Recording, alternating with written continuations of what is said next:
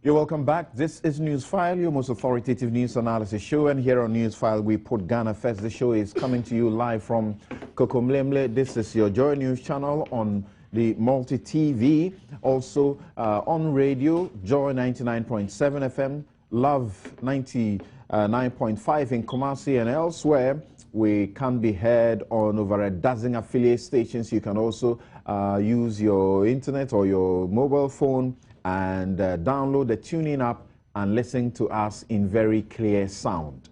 We are live at myjoyonline.com and multitvworld/streams.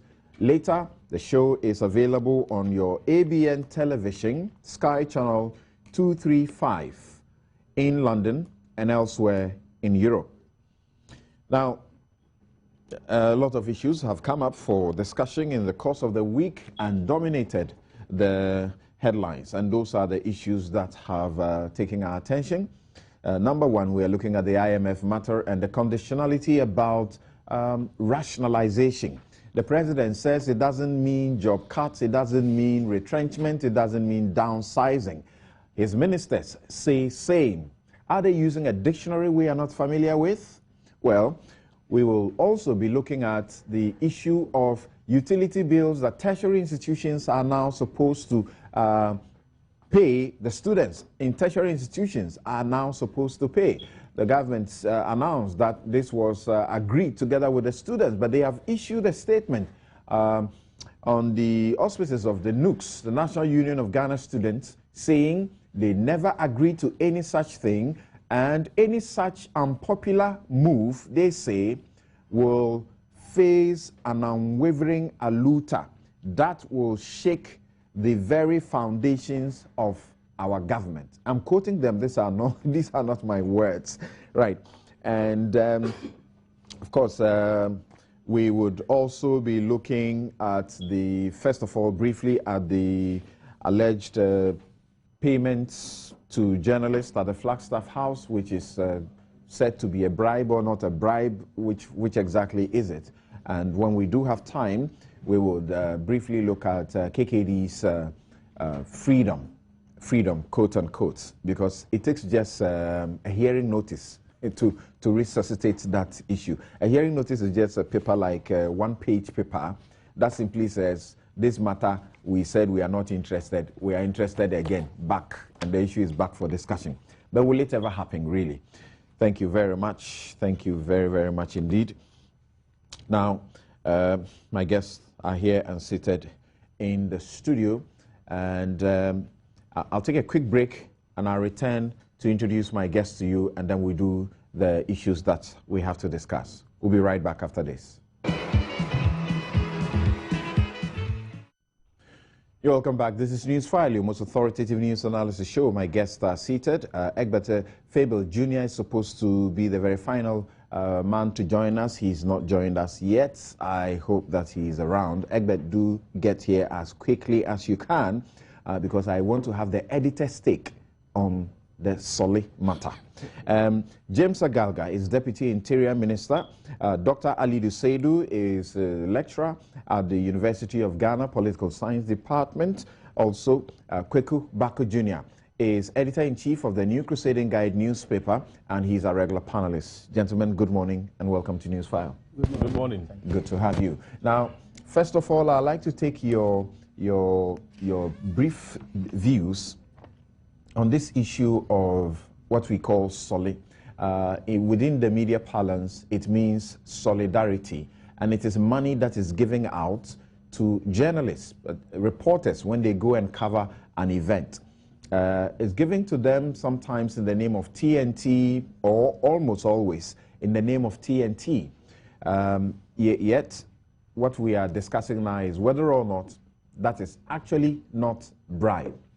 You would recall that there's been some Soli giving out at the Flagstaff House, amounts ranging between 500 Ghana cedis and 1,000 Ghana cedis each to journalists who were invited to the Flagstaff House for a meeting.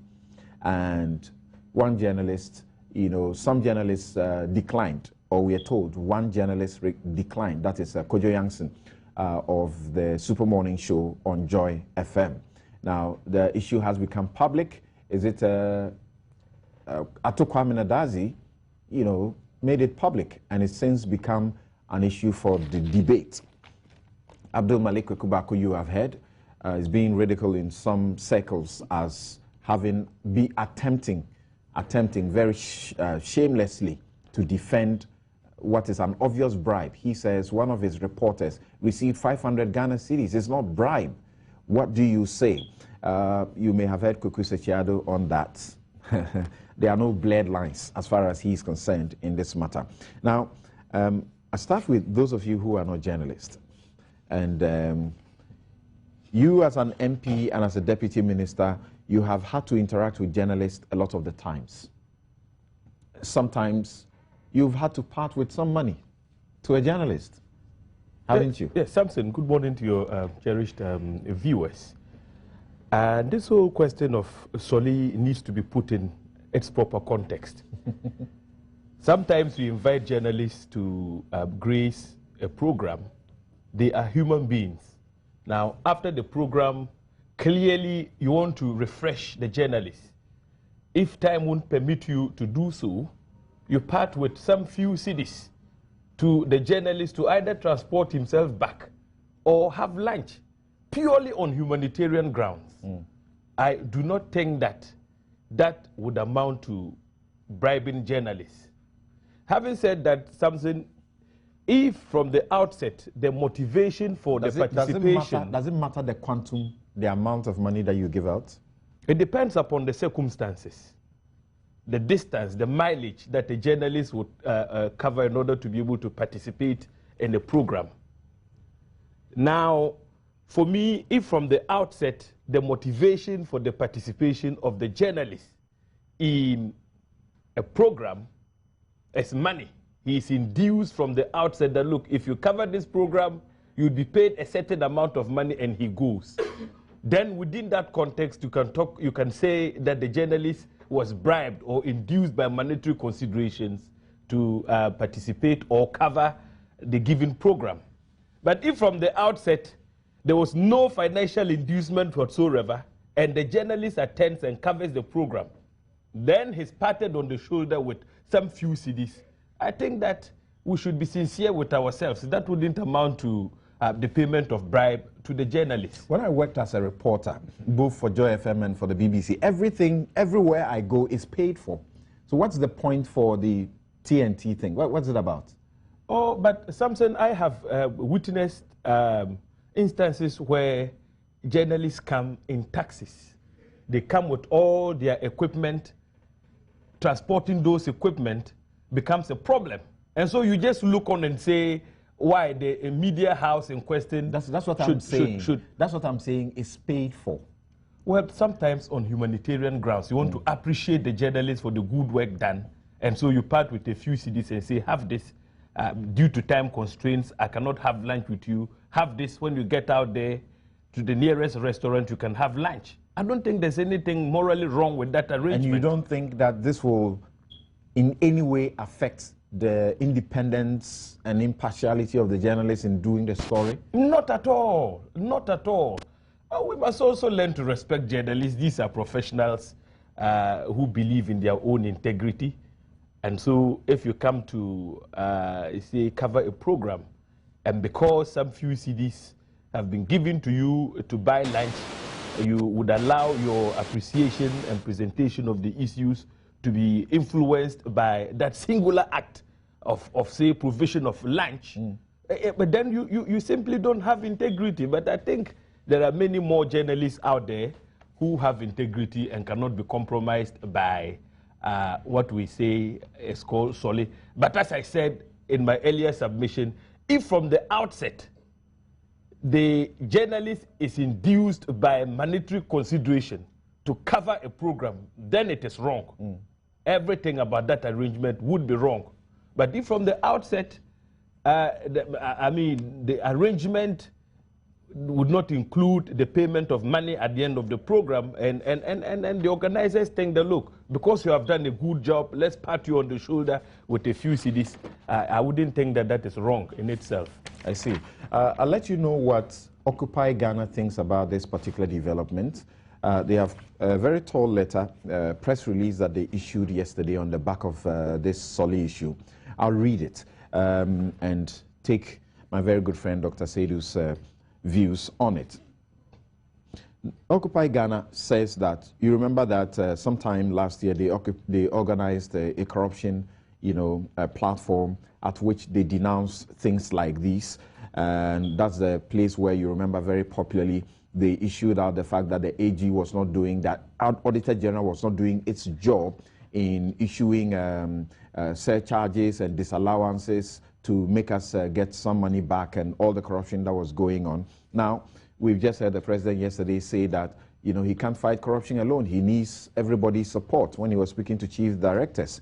And I'm happy that the president referred to this Occupy Ghana charge that was made, that the auditors, the Auditor General's Department should be issuing the surcharges and disallowances so that people will not continue to corrupt the system. Now, they referred to that and said at that occasion, they had made it very clear that journalists ought not, or reporters ought not be paid any monies. Now, it says Occupy Ghana took and announced that decision because, as a nascent pressure group fighting for good governance, we were shocked and overwhelmed at the as of right demands for money by some journalists who covered our events.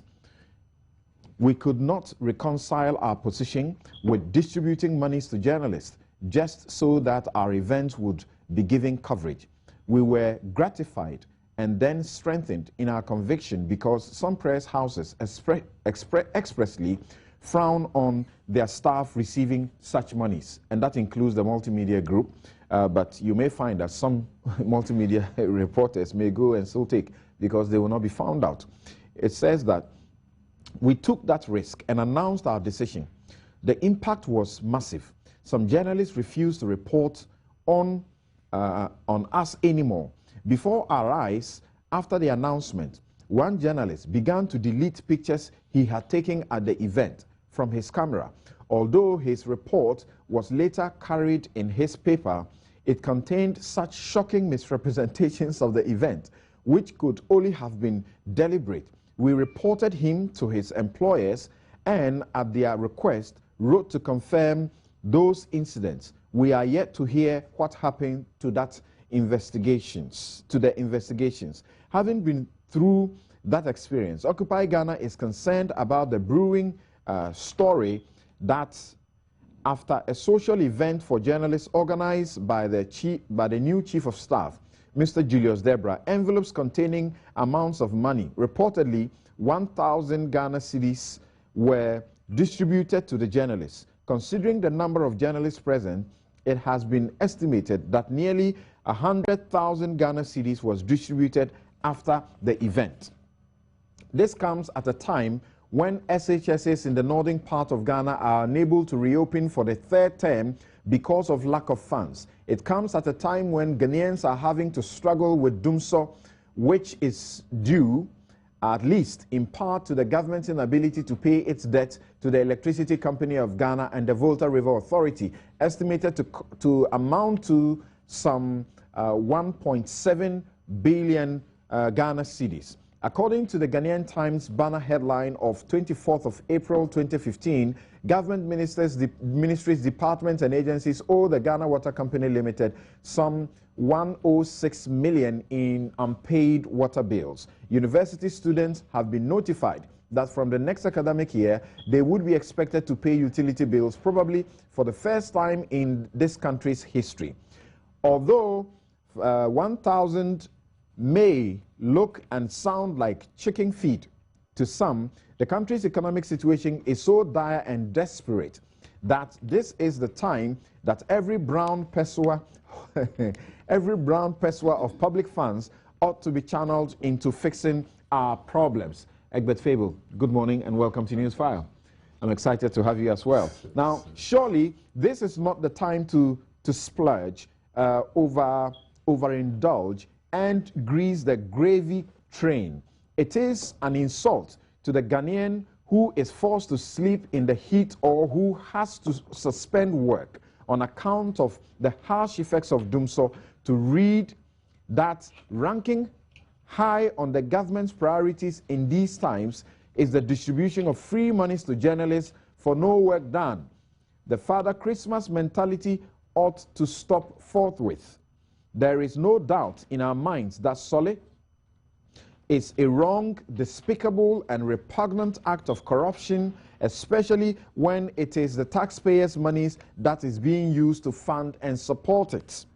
Even if it is claimed that the government was not the source of those funds, which would be a barefaced lie, the fact of the person occupying the high office of the Chief of Staff of the Republic of Ghana doling out cash to journalists for no work done is at the very least an abuse of power.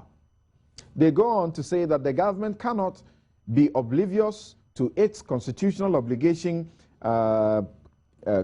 cryptically and poignantly captured under Article 35(8), thus, and they quote, "The state shall take steps to eradicate corrupt practices and abuse of power.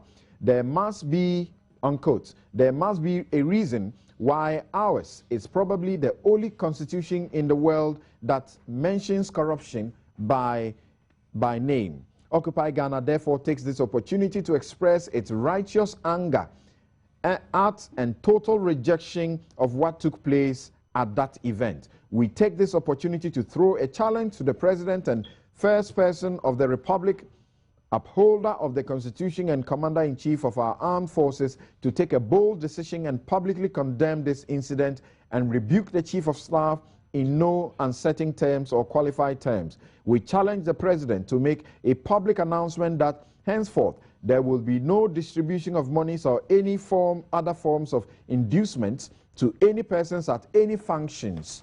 We also challenge the President to put measures in place that will punish state officials who flout this directive. If he should make it to erase the growing perception that the office of the President is among one of the most corrupt public institutions in the country. Okay, that this would make it so. Yours in the service of occupying minds for Ghana and for country. And this was issued yesterday by Occupy Ghana. That's where I get your comments. What do you say about it? They say this is pure corruption that ought to stop. Don't give journalists money when they attend functions. Something, thank you very much, and good morning to your listeners. I always prefer to look at every issue within a context. The African, we live in Africa, and the African culture is a very generous culture, no matter how you look at it. Even in our domestic day-to-day actions, we tend to appreciate each other, whether monetary or otherwise. So we have a culture which is very generous, and sometimes appreciating people is a fundamental aspect of that generous culture. Two, we live in a continent, or specifically in a country, where sometimes the conditions of service of the people, most journalists, is nothing to write home about, seriously speaking, in some media houses. And most of these particular people who live in a deplorable state of conditions are supposed to do their work very well and to the best of their ability. So it depends on their intention. Seriously speaking, the intention could be stated or it may not be stated. He spoke about refreshment, which may be the reason for which, if you are unable to organize a refreshment, then you give them money in place of that. But at this function, they were well fed. I'm being told by the reporter for the Finder newspaper that as soon as it was being announced that there is food and blah, blah, he left the place. So he also didn't take the money. When I refer to intention, I'm not referring to whether you wanted to give it to them to eat or you were not able to have lunch with them. Okay. The intention is, are you appreciating them for taking the opportunity and time of their busy schedule to cover your event? Or are you influencing them to cover your event in a way that it will be beneficial to you and build a relationship with them going forward? You are able to tap advantage from them. That is the intention I'm talking about. So sometimes this may be openly stated. Sometimes it may not be stated. Okay. But sometimes you can also infer from the actions of the person who is giving that particular money. But if it's given after the end of the event and it's not demanded, it is the decision of the individual to which this proposal is made to. That's also to critical, either turn because it down some journalists actually demand or not. Yeah, so sometimes if you demand it And once it's not, if you demand it as a condition to you doing your work, that's also another aspect. And sometimes, if you demand it to do a good work or to paint the particular person's event you are covering in a very good light, that's also another aspect. But I think individual journalists have the right to take or refuse to take. I see. But seriously speaking, I think if it's done in the name of appreciating the effort of people, there's nothing wrong with that. Egbert, should we be appreciated for the things we do that the Constitution obliges us to do to uphold this Constitution and the responsibility of government to the people? That is what the Constitution says we should do. Should we be appreciated for it monetarily? No, if it's appreciation, the Ghana Journalists Association organizes GJ Awards. So at the end of every journalism year, I mean, journalists who have excelled are appreciated, so to speak. So I think that what happened, using what happened at the Flagstaff House as a dashboard, Which is not new. It's been going on from time immemorial. It is not new, but you see, I think that it stinks. It stinks. And I don't see how anybody will look the average Ghanaian in the face, eyeball to eyeball, and seek to rationalize what happened. I fundamentally have been a journalist for some time, and I want to say that, look, it's about time we sought a clear distinction between, the Soli, as we know, like a journalist, a young rookie reporter comes on assignment and is, going away. You look at him or her and say, look, take 20 Ghana cedis for transportation. Take maybe 50 Ghana cedis for transportation. Those ones, I think that we need to compartmentalize them and let people understand that you cannot really, describe as something to influence the journalists. Are you a member of Occupy Ghana? Yes, I am a member of Occupy Ghana. Now, moving from there, even when you come to the corporate world, there are brands, and these brands always want visibility in the media. So they even prepare their own, advertorials and give it to a journalist or a media house to roll out as if it is an independently researched thing. We call it PR. But when you are in government, you ought to be careful. You ought to be careful. You see, when a journalist takes money from the corporate world to push a brand, and I don't want to mention any brand because of all kinds of whatever that we have, you can look at it and blink an eye. But when it comes from the seat of government, who were called? They say senior editors, senior journalists. These are the gatekeepers. If it was a rookie journalist, some young journalist who was called and was given that amount, I would have looked at it in a different light. But these are gatekeepers. They sieve the information and decide what ought to be given to the reading public. And as far as I'm concerned, when you have a gatekeeper in your pocket, then the reading, consuming, or watching, consuming public is dead. Some would say it is insulting to these senior journalists, so to speak, to suggest in the manner you are suggesting that 500 Ghana or 1,000 Ghana cedis can compromise them that much. Well, every man has a price, 1 and 2. Each man runs according to what is chasing him. You, Samson Ladia Yenini, or my good self, or Kwekubako sitting here, I don't think that anybody can give you 1,000 Ghana and expect to buy your allegiance. But that is even stretching it far. I have sought to put across a clear philosophical basis of the role of editors in media. Are they not the gatekeepers? They are. So every day in the newsroom, we see all kinds of contests. 4 journalists go out onto the field, bring a story. Depending on what has gone on from where they are coming from, everybody wants their story to be on the front page. You, the editor, are the final decider, final arbiter. 4 good stories. Where do you place them? So if one is from government, and of the 4 stories you are supposed to push on the front page, you understand? You yourself have only recently received 1,000 Ghana as TNT from government. Looking at it, the story is about the chief of staff. He has given you 1,000 Ghana. only last week. And there are 4 stories. One from, let's say, a remote back part of Ghana. One from the Ghana Bar Association. One from the Ghana Journalists Association. And one from the Presidency, under the signature, or the Chief of Staff was a talking head. As a gatekeeper, will you be able to look at me clearly and say? Egbert, you have been in this position before, and this sort of gift, and sometimes it doesn't come in this nature, maybe by end of the year, and you may receive something as a gift. You may have received that. Did it compromise your work, your judgment? Well, I can say on authority that everything I have done in my life as a journalist, I've done it on conviction. Yes, people have given you gifts every now and then.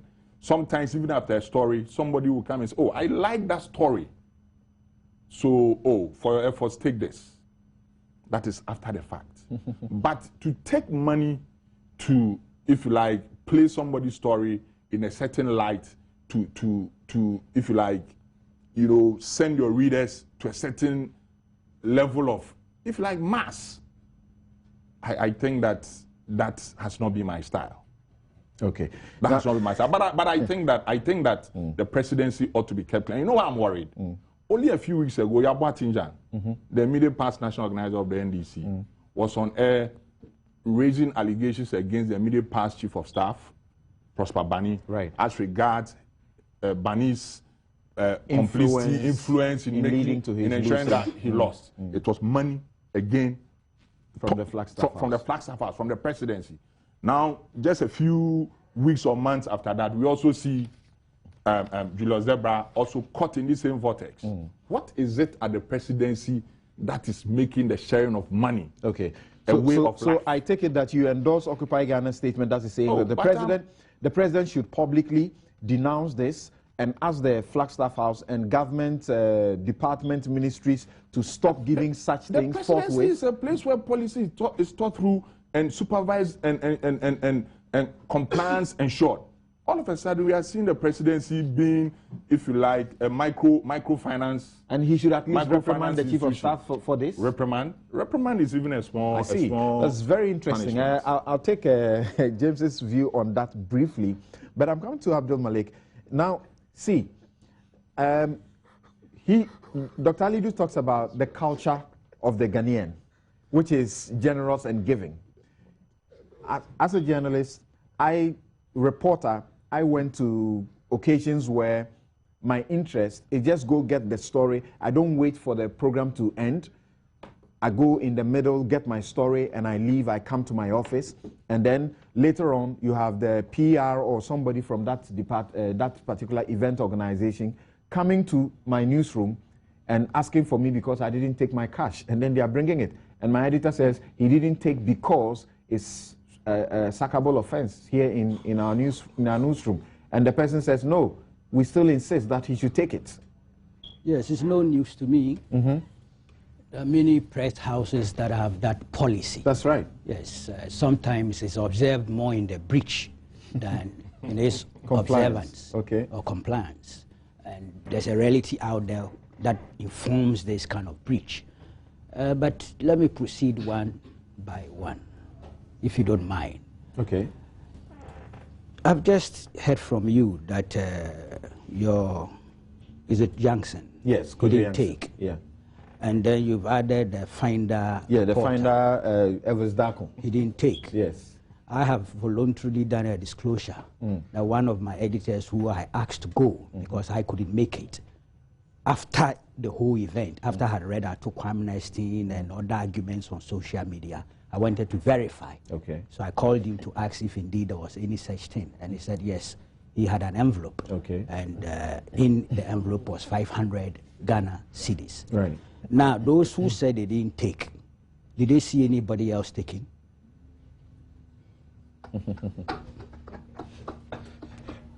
Did they see anybody else taking? That's an important question. How many journalists were there? They said senior journalists, editors, I'm not sure how many. Who were they? I wasn't there. Okay. I know some people who were there, of course. How many were they? People began by saying 100. Now the number reduced to 50. Who went there? Yesterday I made an effort. 2 official channels if I could be given the list okay, of the attendees or invitees. It should be a public information. Right. So I'm making efforts to get it. And then, of course, because some said 1,000, my reporter said, editor said 500. We are not even too sure whether everybody received the same amount. Whatever it is. It shouldn't be difficult for you to get the list. They should give it. Please give the list to Kukubaku, because I know other journalists who've been giving that list. So I've asked for it only last night. I didn't know it was going to be a topic for today. Right. But on my own, I thought I needed to interrogate the issue further, because people have been multiplying 500 times 50, 1,000 times 100. And it's good exercise, so that you can know the total cash flow. And additionally also, Kweku, very instructively, you know, sometimes someone doesn't take the money, but whoever is in charge of PR or giving the money would take it and then sign on behalf of that person. It's happening to a lot of us most of the times. I didn't hear that. You don't take it, but the PR person distributing the money will sign your name and take the money. I didn't hear that. Okay. I repeat. But that is why I have my own way of handling these matters. But out there are subjects and a lot of heated debate. I have been a target of a serious merciless criticisms, and I can live with it. Right. It's part of why we are what we are. Especially CSA Ghana. Yes, yes, a very interesting one. I laughed. They described Soli as shut our lips and ink. Shut our lips and I'll ink. put it here. My friend is Agoma called my attention to that platform. And I told them, I'm a typical Fanti. I have a perfect sense of humor. So I laugh at these things, and I laugh at myself too. So I can live with what is going on. Right. Everybody out there is entitled to an opinion, however merciless and critical it is. And even if I'm the target, I'm okay with it. But let's deal with the issues substantively. The last time I checked, shut our lips and ink has not been able to achieve its aim relative to media practice. The last time I checked, it has not been able to achieve. But let's be honest, the GJA frowns on Soli. The GJA considers it an unethical conduct. It's documented. And for years now, the Ghana Journalists Association has been trying to discourage that practice, to encourage journalists to desist from taking Soli. I've been part of that process for years. I won't sit here and glorify my own self and things, but the PRs out there and many other people would testify when the time comes as to whether I've been a recipient or not. But that's another matter. But we should concede that it is an unethical behavior, because we ourselves professionally agree so. But it keeps on happening, and there are many reasons why it's been difficult to fight it. There's a huge ethical challenge and dilemma out there. To a large extent, it's a reflection of the level of capacity of many of the media houses involved in this business. The kind of salaries, wages that media owners pay their reporters. That you are not well paid should not be a justification for accepting it. I didn't rationalize. I didn't justify. I was telling you the combination of factors that lead to that. There are journalists out there who are not taking it, even though they belong to those weak media houses. Right. But there are some out there who are taking it because they feel the pinch. That's a fact. And there are those also who take it from government circles because they feel this is our money. Give it to us anyway. Some, like when we are going for elections, there are people who tell them, well, this kind of bar, but don't vote for them. Right. Even politicians mount platforms and tell the electorate that. Okay? In a way, we're not encouraging the same thing. But the point I'm making is that it's unethical is beyond debate. So the attitude should be doing things to improve the media industry so as to progressively eliminate that subculture. That is my stance. And that's why I went by the fact that some of these media houses ought to improve. That's not just their professional training, but even the capacity. Many newspapers, small papers, some of them could even consolidate in order to build a larger base so that you can have more efficiency as well as more resource services for your people. So that's a fact. I am not for one moment going, but you see, with the specific that we are dealing with, I've been attacked for saying that the Soli that was given to my reporter could not amount to a bribe. I said so. I don't know how the reporter, and I didn't know, of course, till I found out myself. But I'm not sure the editorial policy, the philosophical orientation of my newspaper will undergo any changes in favor of the giver. I'm not sure. It's not going to happen.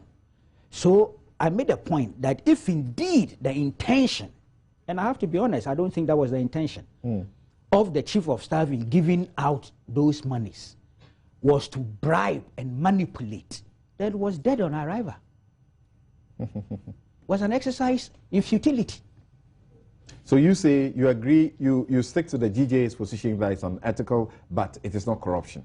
And if it was meant to get journalists to do the bidding of whoever gives the money, then it has, for as long as it's not succeeded. It will not work. Some have said it can work with some journalists. Maybe, I can't speak for every journalist. But I know that if you did a historical analysis of the Ghanaian media, and you see, there are times you have to be a bit honest. This practice, as you indicated to Egbert, did not begin today. I have gone on social media and I've seen some people who support a particular party making so much noise. And sometimes it's tempting to give them specific instances of events held by previous administrations where that practice was almost a regular feature. So that when we should sober down, focus, this is an unethical practice, we want to eliminate it, how do we go about it? And that is why I'm not against statements like what Occupy Ghana and all the other statements. My view is that the fact that we are giving it some sunshine is itself part of the process in dealing with it. Okay. But I can bet and tell both business, look, it is not true that those in business cannot also influence the media with either the advertising or the TNT they give. It's not true. And I believe Egbert will believe me. Because look, some businesses also compete for business contracts and things. They influence the political kingdom, quote unquote. So why can't they influence the media industry? Why can't they, when indeed they are giving you a lot of business in terms of commercials? Egbert, 1 minute, do you get the point that Koku is making? No, I think generally, yes. I mean, in relation to the corporate world influencing, the media. But, that is very generic. But we are talking the specifics in relation to the presidency, which is supposed to be sacrosanct and all, becoming a mobile, microfinance institution. that for me is the worry. No. For me, I don't have a problem. Finish up in a minute or two. No, yeah, I don't have a problem with No. the isolating and highlighting the presidency. After all, it's the most important institution in our. It should be clean. Yes, but Always. But the truth is that the subculture, which has a detrimental effect of a sort, does not emanate only from the actions of the presidency. So if you want to deal with it, you deal with it in a comprehensive manner in order to cure the mischief that it represents. That's the point I am making. You were recently initiated into Occupy Ghana. Occupy Ghana is saying the president should publicly denounce this and condemn it, and also, be seen to take some action against the chief of staff about it. It should stop. Ministries, departments, government agencies, all of them should stop. Don't call journalists and give them money. The MDAs do it every day. Okay, they do it every day when they hold events. So do you endorse this? No, the statement. Yes. I have nothing against it in principle. After all, I'm an associate member, but I'm an individual. So yes, I'm an associate member, and I think they're a positive group. They do positive things, and I love the idea that I'm associated with them. Okay. The president is entitled to think about it and take a decision that he believes in. But I don't think the chief of staff intentionally went out of his way to bribe the journalists who attended the event. nobody can convince me, then it's such a poor way of doing it. You may need to call back all other chief of staff. I didn't want to go there. All right. Because Egbert was talking of the presidency being the center of giving monies out. Microfinance. Sometimes, microfinance unit. Yes. Okay, you ended there. Now, what do you say? What do you say? They are asking that they challenge the president to put measures in place that will punish state officials who flout a directive that he should be giving now, a directive that no department, no agency should be giving out money when they call the media to cover their programs. Well, Samson, I think that from the outset I made it very clear that we need to contextualize the whole issue of Soli. It depends on what happens on a given day and what the motivation for doing that would be. If the motivation from the outset would be to induce the journalists to paint a certain picture about whatever program they have been invited to cover, then Soli will be wrong. And like my brother, clearly attempted to demonstrate, we have a certain culture in this country that we cannot conveniently sweep under the carpet. That culture of generosity is something that has lived with us for a very, very long time. Now, Samson, let me respond quickly about this. He shouldn't condemn it. He shouldn't issue the directive that Occupy Ghana is asking for. If the motivation of the chief of staff was to induce those editors who were invited to be skewed in their reportage about government business, then the actions of the chief of staff will be condemnable. But I can tell you without any shred of doubt that that was not the motivation of the chief of staff at all. Okay. Because as Kweku rightly pointed out, even if he harbored any such intentions, it would have amounted to an exercise in futility. Okay. And I can tell you, the media houses came from across the divide. Right. But Samson, let me conclude by saying that my brother Egbert raised an interesting issue. He sought to create the impression that Prosper Bani was once attacked by the immediate past national organizer of the NDC. Impression he's creating. He's telling you, reporting the facts. No. But I also read the reportage. But Yao Jan did not suggest that Prosper Bani used money from the Flagstaff House to induce voters. But that's what I said. No. That's what I'm saying. That is the impression, the inference. He said instead of releasing money, he held on to the money. What does he impute? The money was there to be distributed in a microfinance manner. That is far-fetched. That is far-fetched. Well, okay. That is far-fetched. Let's hear from our viewers and listeners some of the things that they are saying. Let me read here first from Professor Stephen Kweku. He is a professor and teacher in the United States of America. You know him. He says that Soli is not inherently a corrupt practice. It is used everywhere in the world. In a country like Ghana, where the media houses are poor, an anti-Soli policy will actually worsen, not improve corruption by shutting down critical avenues to information. However, Soli must be distinguished from secret payments made by government to journalists. Such payments are simply unlawful, unethical, and unjustifiable. The government is not an NGO seeking to publicize its private activities that can justifiably pay Soli. The government has a communications directorate. The Ministry of Information is funded to disseminate information about government activities. Under no condition must government or public funds be used for such purposes. The question has also been asked, how will this be captured in any accounting process? Will it be captured as what? Honorarium for, or what? Okay, sometimes we call it capacity building. Simon. Auditors to check. Simon in Wale says, Samson, my worry stems from the fact that a government that cannot even pay feeding grants and other statutory obligations finds such huge sums of money for our journalists in a bid to renew the government's mandate. Is that what you're saying? Okay. Now, I'm actually seeking to see if I can speak briefly to Afemoni, the president of the GJA, briefly, and then we move on to the next issue. My producers are trying to get him up. Now, Mensa, Kweku Usu Mensa in Germany says, Samson, can you please ask the deputy minister where this money being doled out comes from? Ghanaians have to weed out corruption from our traditional and customary ethics. And please remind Kweku Bako of Buziers don't receive gifts.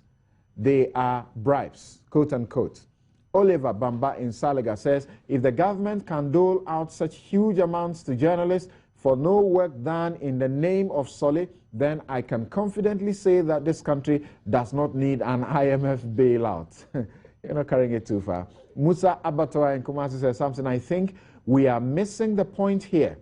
I don't see how giving a journalist an envelope with 500 Ghana can compromise that journalist's judgment.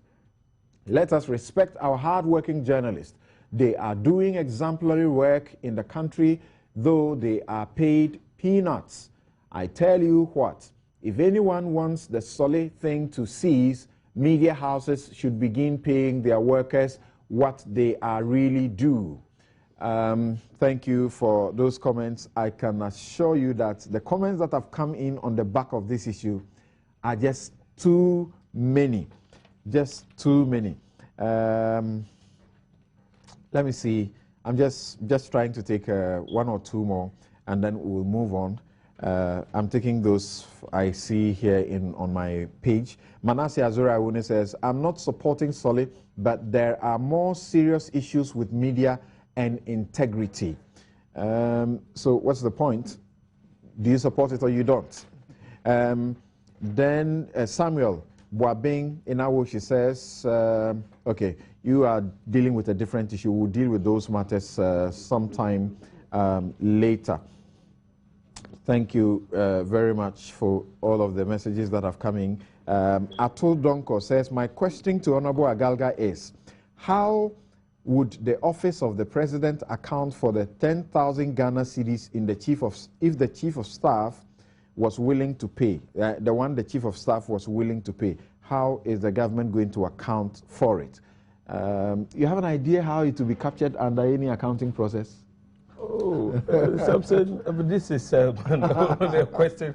Of course, we have a budget for such expenditures, you know, and so you can justify it. And you see, they sent out formal invitations. Yes. Yes, so it means it should be on record. Yes, right. So you can justify who it. got invitation, what the decision was taken to do that program and all the rest. So the budget that was set out must be documented for future auditing purposes. And this I may read this as a final message. It's coming from a very senior person who doesn't want to be named, and it's an indictment to journalists, really. He says, I am aware that many very serious journalists used to lambast the Mills presidency for not doling out and were threatening to bring out more of the bad news. So even in some of the bigger media houses, even though they would not ask for or take Soli after an event, they were demanding heavy ransom and were threatening to take hostage.